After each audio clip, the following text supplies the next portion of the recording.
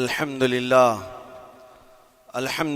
الحنان المنان الذي خلق الإنسان وعلمه البيان والصلاة والسلام على رسوله سيد الإنس والجان وعلى آله وأصحابه ذوي الخير والإحسان أما بعد فأعوذ بالله من الشيطان الرجيم بسم الله الرحمن الرحيم وما الله بغافل عما يعمل الظالمون انما يؤخرهم ليوم تشخص فيه الابصار صدق اللہ مولانا العظیم۔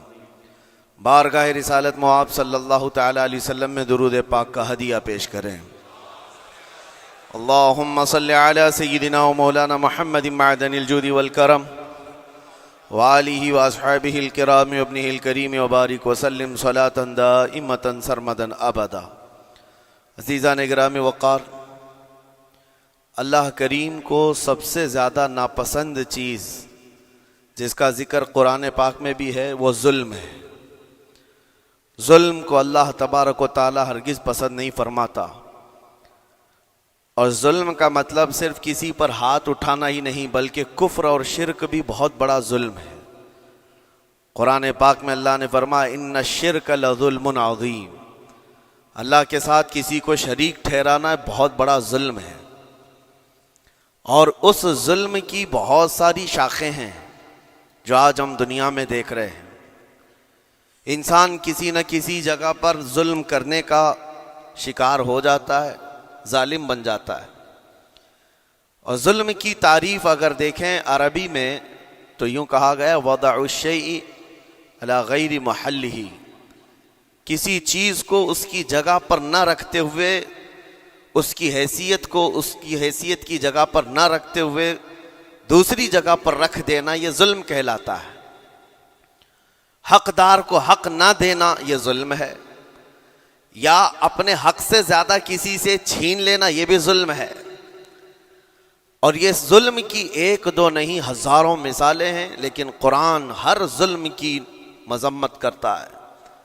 اللہ کریم کئی جگہوں پر ارشاد فرماتا ہے ان اللہ لا يحب الظالمین، اللہ تعالیٰ ظالموں کو ہرگز پسند نہیں فرماتا۔ میرے عزیزو، گناہ بھی ظلم ہے، جیسے کہ قرآن میں اللہ نے فرمایا وَلَوْ أَنَّهُمْ إِذْ ظَلَمُوا أَنفُسَهُمْ، جب لوگ اپنی جانوں پر ظلم کر لیں تو اے محبوب آپ کے دربار پہ آئیں۔ یہ جو آیت ہے ظلم کا مطلب کیا ہے؟ انسان جب گناہ کرتا ہے تو وہ اپنے آپ پر ظلم کرتا ہے۔ ظلم کی بہت ساری شاخیں ہیں، اور ظالموں کو اللہ پسند نہیں فرماتا، چاہے وہ اپنے اوپر ظلم کیا ہو یا کسی نہتے پر ظلم کیا ہو۔ آج دنیا میں جو حالات ہم دیکھ رہے ہیں، ظالموں کا ظلم عروج کو پہنچا ہوا ہے، اور قرآن پاک میں رب تعالیٰ نے ظالموں کی نشانیاں بھی بیان کی، ایسا نہیں کہ یہ پہلی مرتبہ ہوا ہے۔ اللہ تعالیٰ فرماتا ہے وَكَم مِّن قَرْيَةٍ أَهْلَكْنَاهَا، کتنی بستیاں ایسی ہیں جن کو ہم نے ہلاک کر دیا۔ رب تبارک و تعالیٰ نے ان کو ختم کر دیا کیونکہ وہ ظالم تھے۔ ظالموں کی بستیاں جو ہلاک ہوئیں، قرآن پاک میں 3 مثالیں آپ کو بتاتا ہوں۔ ایک نوح علیہ السلام کی امت اور ان کی آبادی، دوسری حضرت لوط علیہ السلام کی قوم، تیسری حضرت صالح علیہ السلام کی قوم۔ یہ تینوں قومیں ایسی ہیں، گناہ میں تو تھی لیکن غرور بہت زیادہ تھا، گھمنڈ بہت زیادہ تھا۔ آج کے دور میں اگر کسی کے پاس پیٹروٹ میزائل ہیں اور بم بارود کی طاقت رکھتا ہے، نیوکلیئر پاور ہے، تو وہ یہ سمجھتا ہے مجھے کوئی شکست نہیں دے سکتا۔ یہ ہر دور میں ظالموں کا خواب رہا ہے، ہر دور میں ظالم اسی طرح کی فکر رکھتے ہیں۔ نوح علیہ السلام کی قوم بہت مضبوط قوم سمجھی جاتی تھی۔ اللہ تعالیٰ نے اپنے نبی کو جب حکم فرمایا کہ آپ ایک کشتی بنائیں بہت بڑی، تو وہ آپ کا مذاق اڑاتے تھے۔ یہاں دور دراز کہیں نہ ندی ہے، نہ نالا ہے، نہ سمندر ہے، کشتی کس میں چلاؤ گے؟ اللہ کے نبی کو پتا تھا کہ عذاب آنے والا ہے، اور اپنے ایمان والوں کو آپ ڈرا بھی رہے تھے، لیکن کفار و مشرکین غرور و تکبر میں ایسے تھے یہاں تک کہ نوح علیہ السلام نے اپنے بیٹے کو بلا کر کہا جو کافر تھا، کہا میرے ساتھ آ جا، یا بنی ارکم معنا ولا تکن مع الکافرین، بیٹا ہمارے ساتھ آ جا، کافروں کے ساتھ مت جا۔ اس نے کیا کہا؟ قال سآوی الی الجبل یعصمنی من الماء، میں تو پہاڑ کی اونچی چوٹی پر چلا جاؤں گا، تمہارا پانی مجھے کچھ نہیں کر سکے گا۔ یہ اس وقت ظالموں کا خیال تھا، گمان تھا۔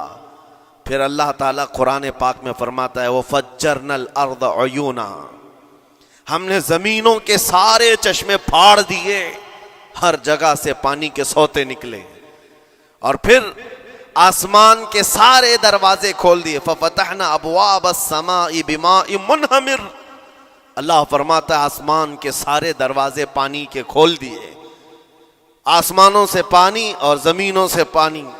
فَالْتَقَى الْمَاءُ عَلَى أَمْرٍ قَدْ قُدِرَ، سورہ قمر کی آیتیں ہیں، رب تعالیٰ فرماتا ہے پانی اتنا بڑھ گیا کہ جو رب تبارک و تعالیٰ کی طے کی ہوئی معینہ نشانی تھی وہاں تک جا کر پانی مل گیا، روئے زمین پر کوئی باقی نہ رہا سوائے حضرت نوح علیہ السلام کی کشتی کے، کوئی نہیں باقی رہا۔ جب یہ پانی پھیل گیا، کیا پہاڑوں کی چوٹیاں، کیا محلوں کی اونچائیاں، سب غرق ہو گئے، اور وہ جبابرہ، وہ قوت کے بادشاہ جو کہتے تھے ہمارا کوئی کچھ نہیں بگاڑ سکے گا، سڑ گئے پانیوں میں۔ صرف پانی اللہ تعالیٰ بھیج دے تو انسان اسے روک نہیں سکتا، عذاب الہی کو کیسے روک سکے گا؟ دوسری گھمنڈی قوم، غرور میں مبتلا قوم تھی حضرت لوط علیہ السلام کی قوم، جو بدکاریوں میں ملوث تھے۔ اللہ کا جب عذاب آیا تو قرآن پاک میں رب تعالیٰ فرماتا ہے وَأَمْطَرْنَا عَلَيْهِمْ حِجَارَةً مِّن سِجِّيلٍ، نوکیلے پتھروں کی ہم نے ان پر بارش کی۔ فَجَعَلْنَا عَالِيَهَا سَافِلَهَا، ان کی اونچائیوں کو اٹھا کر کے نیچے پلٹ دیا گیا، زمین کو فرشتوں نے اوپر تک اٹھایا اور اس کے بعد پلٹ دیا۔ یہ پوری بستی غرق ہو گئی، ختم ہو گئی۔ یہ بستی بھی وہی تھی جس کو حضرت لوط علیہ السلام بار بار تنبیہ کرتے تھے کہ ظلم سے بچو، ظلم سے بچو، ظلم اللہ کے عذاب کو دعوت دیتا ہے، لیکن وہ مذاق اڑاتے تھے، اور جب ہلاک و برباد ہو گئے، ختم ہو گئے، ان کی نشانیاں بھی باقی نہیں رہی۔ وہ پتھروں کی بارشیں کہاں ہوئی تھی واللہ عالم، لیکن میرے عزیزو ہم نے دیکھا ہے جہاں یہ قوم آباد تھی اس علاقے کو آج بتایا جاتا ہے وہ جارڈن کا علاقہ تھا، بحر مردار جہاں پر آج باقی ہے، ڈیڈ سی۔ میں خود سفر پر دیکھا، جارڈن کی ایک سرزمین پر گاڑی چلتی جا رہی ہے اور کالے کالے پتھر، جہاں تک نظر کرو صرف پتھر ہی پتھر ہیں، بہت نوکیلے۔ ایسے پتھر میں نے دنیا میں دوسری جگہوں پر نہیں دیکھا۔ آج بھی اسی طرح سے باقی، تقریباً 100 کلومیٹر 150 کلومیٹر تک صرف پتھر ہی ہے، بیچ میں صرف ایک روڈ جاتا ہے، اس کے بعد نہ کوئی درخت دکھتا ہے، نہ کوئی عمارت ہے، نہ کوئی پہاڑ ہے، صرف پتھر، پتھروں کا صحرا ہے۔ آج کی اس صدی میں دیکھ کر کے ان پتھروں کو ہیبت طاری ہو جاتی ہے، جس وقت وہ برسے ہوں گے ان کی حالت کیا ہوگی۔ اور میں یہ نہیں کہتا بالضبط کہ یہ وہی پتھر ہیں جو برسے تھے، واللہ عالم، لیکن میرے عزیزوں نشانیاں آج بھی عذاب الہی کی موجود ہیں۔ تیسری قوم تھی قوم شعیب اور قوم صالح علیہ السلام۔ یہ دونوں قوموں کے بارے میں ذکر کرتا ہوں۔ حضرت شعیب علیہ السلام کی قوم صرف ناپ تول میں کمی کرتی اور کفر و شرک بھی کرتے، شعیب علیہ السلام ان کو روکتے تو وہ ان کا بھی مذاق اڑاتے، اور جب عذاب الہی کے آنے کی بات کیا تو جانتے ہیں کیا کہا انہوں نے؟ یہ وہ قوم تھی جو پتھروں کو تراش کر کے گھر بنا لیتے تھے، یعنی پورے کے پورے پہاڑ کو، پتھروں کا جو پہاڑ ہوتا ہے اس کو تراشتے تھے، اور ایک آدمی کا ایک گھر ایک پہاڑ۔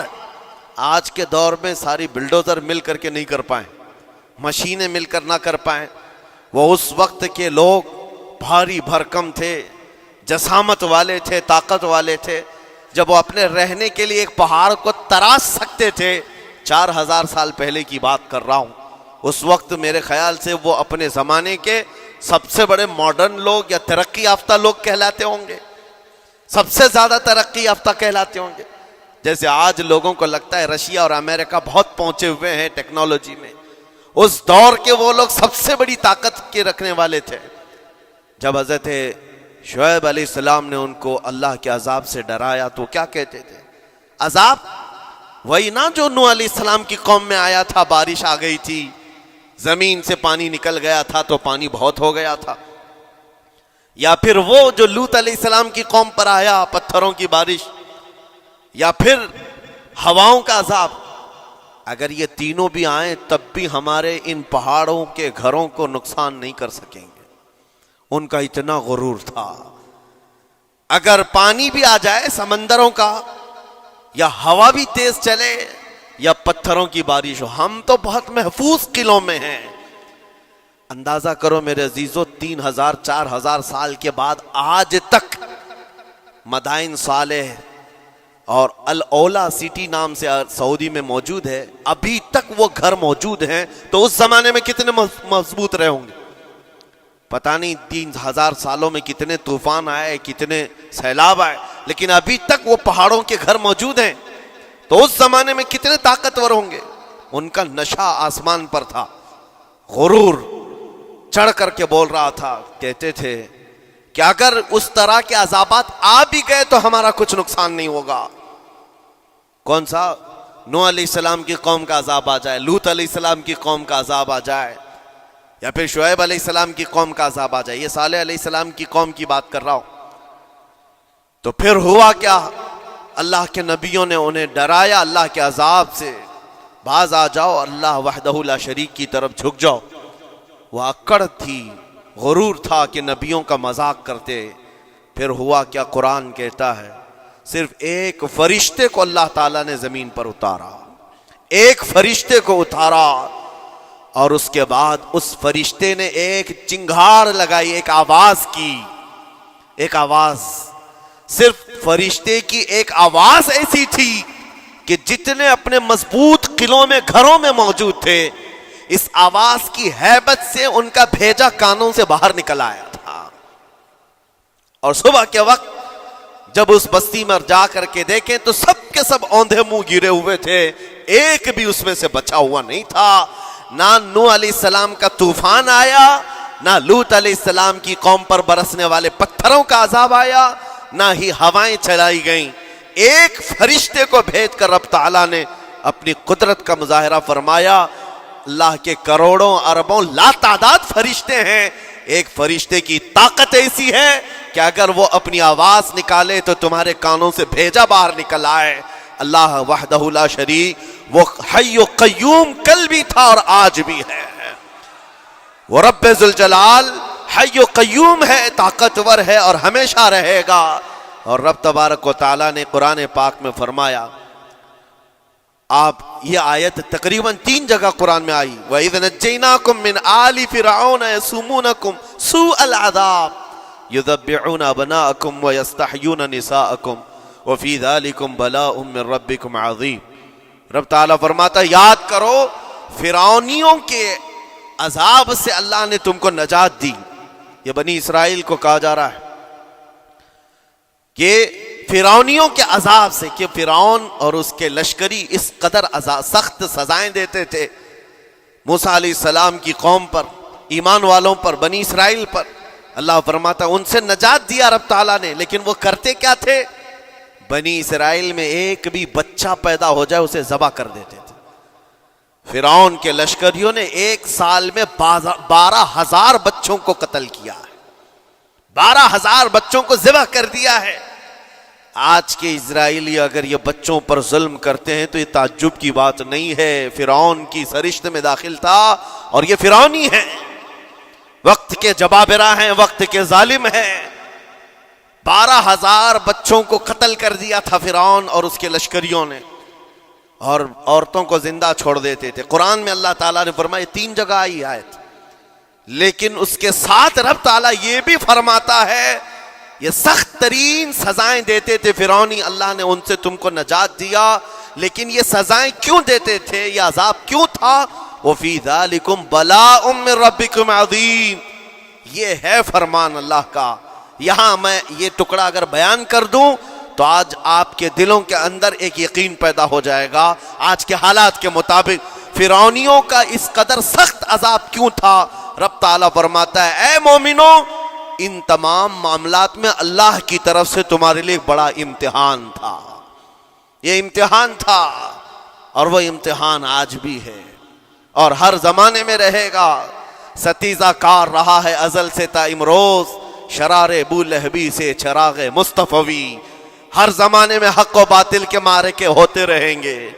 لہٰذا آج کے دور میں یہ سب حالات جو پیدا ہوئے، مسلمانوں کو، مومنین کو ذرا برابر بھی نروس ہونے کی ضرورت نہیں. تم جس دین سے وابستہ ہو، اس دین کی حفاظت کا ذمہ اللہ نے اپنے ذمے لیا ہے. یریدون لیطفئوا نور اللہ بافواہہم. قرآن میں اللہ فرماتا ہے کفار و مشرکین اپنے منہ کے پھونکوں سے اللہ کے اس چراغ کو بجھانا چاہتے ہیں، اللہ اپنے اس چراغ کو مکمل کر کے رہے گا. یہ اسلام نور الہی ہے، اللہ کا نور ہے اور اس کو صبح قیامت تک رہنا ہے.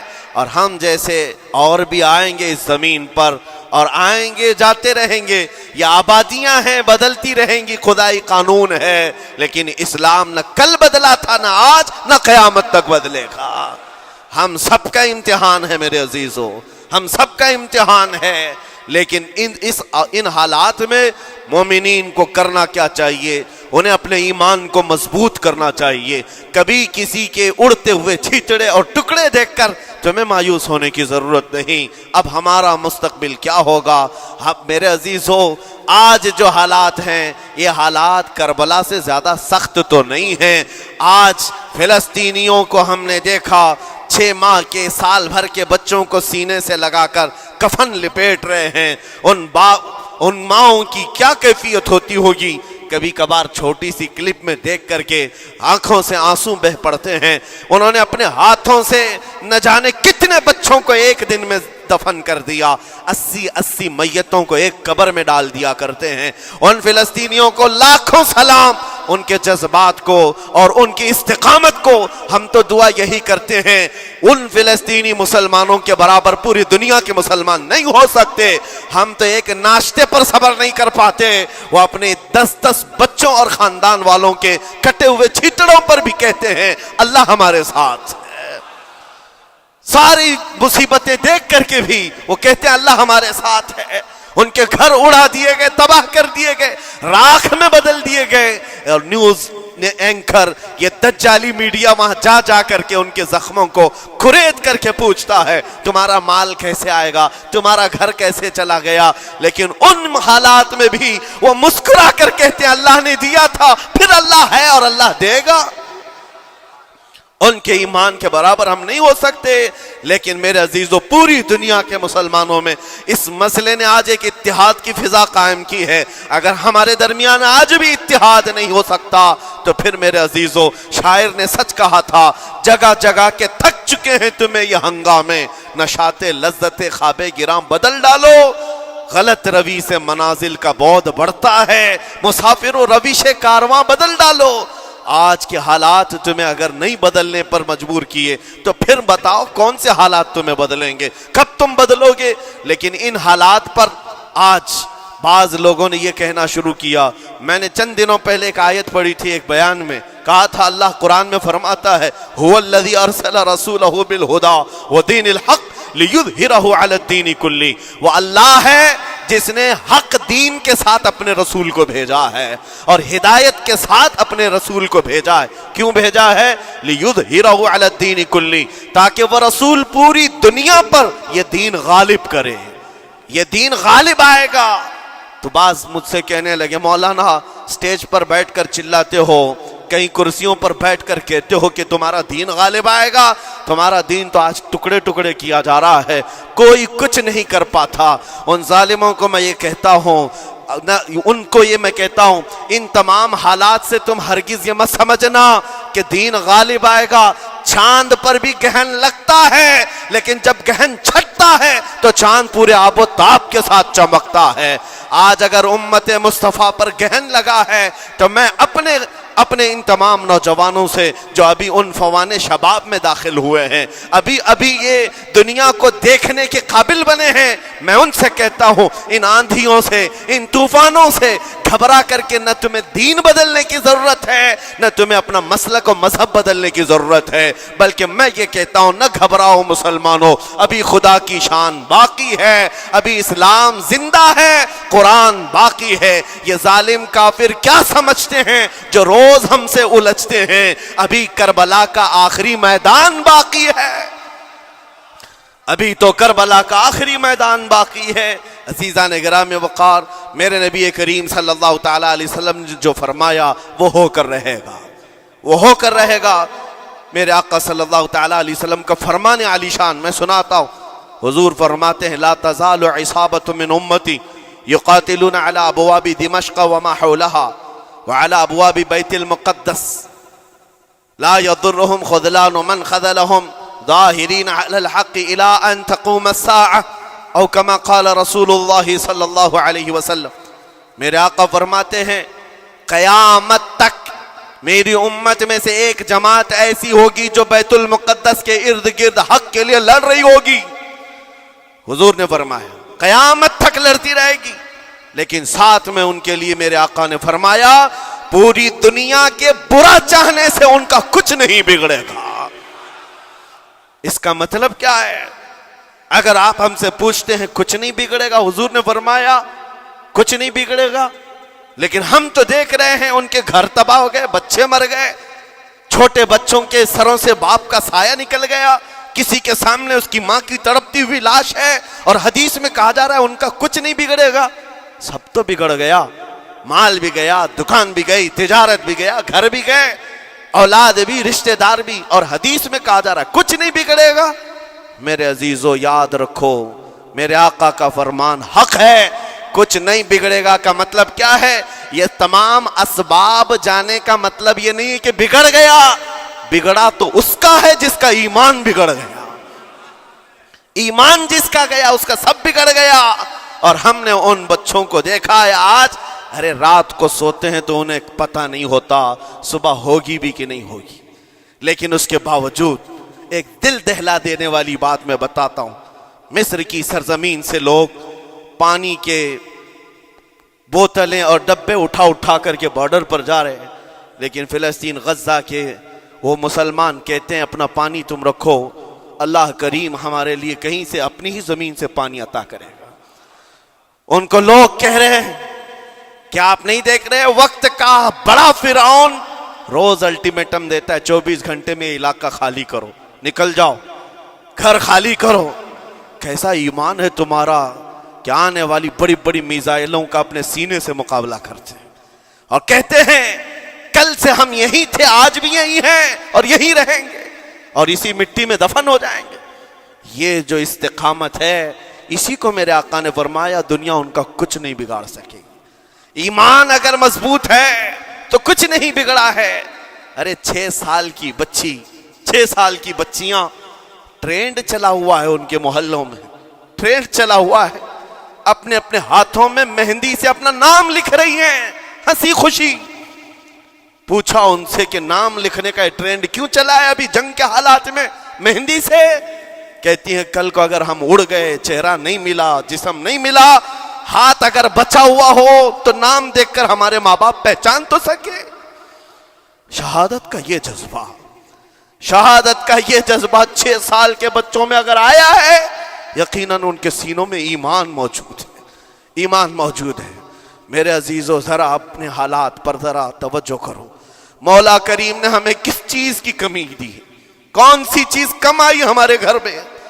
ہم تو مرغن غذائیں روز کھاتے ہیں، آج ہمارے پاس ساری نعمتیں اللہ نے دی ہیں، ہم عیاشیوں کے اڈوں پر پوری رات گزارتے ہیں۔ ہمارے شہر آج جس گلی سے گزر جائیں صبح کی اذان تک یہاں گپیں لگاتے ہوئے کھڑے رہے۔ اے میرے عزیزو حالات تو ہمارے ایسے ہیں کہ کھا کھا کر کے چربیاں چڑھ گئیں، ہمیں ان کا کیا احساس ہو پائے گا؟ ان کا کیا احساس ہو پائے گا جن کے ہاں پانی سے زیادہ خون دیکھا جاتا ہے، جن کے ہاں زندوں کو پکڑنے کے لیے نہیں اب مردوں کو پکڑنے کے لیے لوگ بھی نہیں ہیں۔ عزیزان گرامی وقار، जनाजा उठाने के लिए लोग पूरा दिन इंतजार करते हैं, कोई नहीं है। पुरसान हाल इन सब हालात के बावजूद मैंने एक बच्चे को भी वहां से ये कहते हुए नहीं सुना कि हम पर बहुत बड़ा जुल्म हो रहा है, हमको यहां से निकाल लो, मदद करो, कोई आओ। नहीं, वो सब सिर्फ इतना ही कहते, जो कुछ हो रहा है हम अल्लाह के पास जाकर कहेंगे, ये सारे मामलात हम अल्लाह की बारगाह में शिकायत करेंगे। यह है ईमान, यह है इस्तिकामत। और मेरे आका सल्लल्लाहु तआला अलैहि वसल्लम के फरमान आलीशान के मुताबिक उनके लिए इतनी ही बड़ी दौलत काफी है। आखिर में मैं इतना कहूंगा, इजराइल के कुत्ते और सालिम मिलकर ईंट से ईंट बजा दें, उनके टुकड़े टुकड़े करके राख कर दें, तब भी हम कहेंगे फतह तो बैतुल मुकद्दस की ही है, फतह तो उन मजलूमों की है जिनके पास खोने के लिए कुछ नहीं था, फिर भी वो डटे रह गए। तुम्हारे पास तो पेट्रोल मिसाइल, बड़े बड़े तुम्हारे पास तोप, बहुत सारी चीजें होकर बच्चों पर, हॉस्पिटल पर, न जाने कितनी जगहों पर तुमने बमबारियां की हैं। मुझे हैरत होती है, पूरी दुनिया आज भी खामोश तमाशाई है। ये जुल्म नहीं है तो और क्या है। और जब जुल्म अपने उरूज को पहुंचता है, अल्लाह की पकड़ आती है, अल्लाह का अजाब आता है। और जब अल्लाह का अजाब आता है तो जितने खामोश तमाशाई थे सब उस अजाब में गिरफ्तार होंगे। इसलिए मेरे अजीजों, आप हमसे अगर ये पूछते हैं हमें यहां बैठकर करना क्या चाहिए, हम कैसे करें, तुम्हारा दिल अगर रो पड़ा उनके दर्दों से, ये भी लिखा जाएगा, ये भी लिखा जाएगा। ये बंदा जा तो नहीं सकता था, लेकिन अपने भाई के दर्द में ऐसा बेकरार था कि इसका खाना छूट गया था, ऐसा बेकरार था कि इसकी नींदें खत्म हो गई थी। ये भी लिखा जाएगा अल्लाह की बारगाह में। लेकिन यहां बैठ करके हम अय्याशियों पर अय्याशा करें, अपने गुनाहों से कभी बाज ना आए, तो फिर मेरे अजीजों, उन निहत्ते मजलूमों के हम बहुत खतरनाक किस्म के दुश्मन कहलाएंगे। जहां उनको पानी का एक कतरा नहीं, जहां उनके लिए लुकमा नहीं, वो किसी का बचा हुआ कचरा खाने पर मजबूर है, उस वक्त हमारी बर्तनें खानों से भरी हुई हैं, हमारी दावतों में हमारे बचे हुए खाने गटर और नालियों में बह रहे हो। इन हालात में मेरे अजीजों पकड़ होगी, हमारी भी पकड़ होगी। बदलो अपने हालात, उठो वगरना हश्र न होगा फिर कभी, दौड़ो के जमाना चाल अपनी चल गया। मैं आप सबसे यही कहना चाहूंगा, ये जो हालात पैदा हुए हैं पूरी दुनिया में, ये मेरे आका के फरमान के मुताबिक अंदेशा ये लग रहा है अनकरीब इमाम मेहदी का ज़हूर होने वाला है। इमाम मेहदी का ज़हूर होगा और हालात बदल जाएंगे। लेकिन हमको किसी के आने का इंतजार करते हुए हालात का इंतजार नहीं करना है। अभी बदलो, आज बदलो, अल्लाह की तरफ दौड़ो और उससे गिड़गिड़ा कर कहो कि मौला करीम, हमारे शामत अमाल, हमारी बुराइयों के सबब अगर ये तेरी पकड़ है, हम तौबा करते हैं तेरे दरबार में। जानते हो मेरे आका ने फरमाया, अल्लाह के गजब को अगर कोई चीज ठंडी करती है तो एक मोमिन सालेह की रिक्कत अंगीज दुआएं और उसके निकलने वाले आंसू अल्लाह के गजब को ठंडा करते हैं, अल्लाह के गजब को ठंडा करते हैं। तुम गिड़गिड़ाओ उस मौला की बारगाह में। ये नहीं कि इज्तिमाई तौर पर किसी के सामने आप रो धोकर चले गए या फिर आप लोगों को दिखाने के लिए कोई स्टेटमेंट जारी कर दिए। नहीं, तन्हाई में बैठे हो, अकेले में बैठे हो। जैसे कि कल एक बहुत अच्छी चीज मैंने देखी थी, हमारे उलमा ने ऐलान किया था, पूरी दुनिया मिलकर के जुमेरात का रोजा रखे, इसलिए कि रोजा अल्लाह को पसंद है। और इफ्तार से पहले अगर कोई दुआ करे, अव्वल दुआ हमारी उन मजलूमों के हक में हो, उन जालिमों के खिलाफ हो, मजलूमों की मदद के लिए हो। यकीनन अल्लाह की मदद आएगी और आएगी, क्योंकि कुरान बार बार कहता है, अला इन्ना नस्रुल्लाहि करीब, आगाह हो जाओ, बेशक अल्लाह की मदद बहुत करीब है, अल्लाह की मदद बहुत करीब है। अजीज़ान गिराम वक़ार, मैं इन्हीं तमाम बातों से अपनी गुफ्तगू को आज समेटता हूँ। आज के इन हालात में आपकी जिम्मेदारी है अपने ईमान पर मजबूती से जमे रहो, इस्तिकामत। बाज़ लोगों को आज ये लगता होगा कि वहाँ हालात बिगड़े हैं तो ये मुसलमान क्या करेंगे, क्या करेंगे, हम क्या करने वाले। वैसे ही हम खत्म किए जा चुके हैं, टुकड़े किए जा चुके हैं, हम कुछ करने। बस तुम अपनी जिंदगियां बदलो, नशा से बाज आ जाओ और जितने खुराफात हमारे मोहल्लों में आए इससे निकालो। اللہ کا عذاب آتا ہے، اللہ کی رحمتیں روٹ جاتی ہیں۔ ایک بار ہم بدل لیے تو مولا کریم اپنی رحمتوں کے سائبان فرما دے گا ہم پر، اور بس ہماری تمنا یہی ہے۔ اللہ کریم کی بارگاہ میں دعا ہے، قدیر و جبار خدا کہنے سننے سے زیادہ ہمیں عمل کی توفیق عطا فرما۔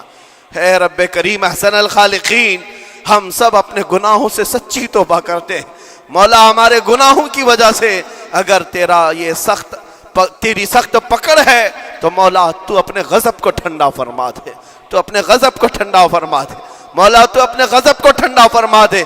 اے کریم خدا، تیرے حبیب کی امت تڑپ رہی ہے، اور ہر جگہ مولا ظلم و ستم کا نشانہ ان غریب مظلوموں کو بنایا جا رہا ہے جن کے پاس ایک وقت کا کھانا بھی باقی نہیں رہا۔ مولا تو اگر مدد نہیں کرے گا تو کون مدد نازل فرمائے گا؟ اے رحمان، ہمارا عقیدہ ہے تو ہی وہ خدا ہے جو ابابیلوں کو بھیج کر ابرہہ کو ہلاک کیا، تو ہی وہ خدا ہے جو بدر میں اپنے نبی کے لیے 5000 فرشتوں کو اتارا۔ اے مولا، تو ہی وہ خدا ہے جو یونس علیہ السلام کو مچھلی کے پیٹ سے زندہ سلامت نکالا، تو ہی وہ خدا ہے جو ابراہیم علیہ السلام کو بھڑکتی ہوئی آگ سے زندہ محفوظ فرمایا۔ اے قدیر و جبار خدا، کل بھی تو حی و قیوم تھا، آج بھی ہے اور ہمیشہ رہے گا۔ ہمارے اس عقیدے کی لاج رکھ لے، اور غیب سے مولا تو اپنی مدد نازل فرما، اپنی مدد نازل فرما، امت مصطفیٰ کے لیے خیر فرما، ہم سب کو امن و امان عطا فرما۔ اے رب کریم، ان ظالموں کو کیفر کردار تک پہنچا دے، مظلوموں کو مولا امن کی سانس عطا فرما۔ ہماری خوشیاں اگر لکھی ہوئی ہے اے رب قدیر، ہماری خوشیوں میں سے ان کو یہ تقسیم فرما دے۔ اے اللہ، ہماری حصے کی خوشیاں انہیں تقسیم فرما دے۔ اے رب کریم، ہمارے امن و سکون کو ان کے درمیان تقسیم فرما دے۔ اے اللہ، ان بلکتی ہوئی ماؤں کی آوازیں ہماری نیندیں اڑا چکی ہیں مولا، ان بچوں کے زخمی چہرے مولا بار بار ہماری آنکھوں کو ترساتے ہیں مولا۔ کب تک یہ تیری آزمائش ہوگی، کب تک یہ امتحان ہوگا؟ اے قدیر و جبار خدا، تجھے تیرے حبیب کی نالین کا واسطہ ان سب کو ظلم و ستم سے آزاد فرما دے۔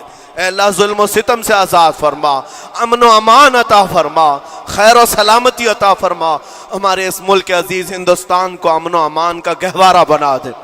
اے اللہ، ہم سب کو محبت و آشتی کا پیغام اور الفت و محبت کے ساتھ جینے کی توفیق عطا فرما۔ مولا، ہماری دعاؤں کو حضور کے صدقے قبول فرما۔ وصلی اللہ تعالی علی خیر خلقہ محمد وآلہ واصحابہ اجمعین، وآخر دعوانا الحمد للہ۔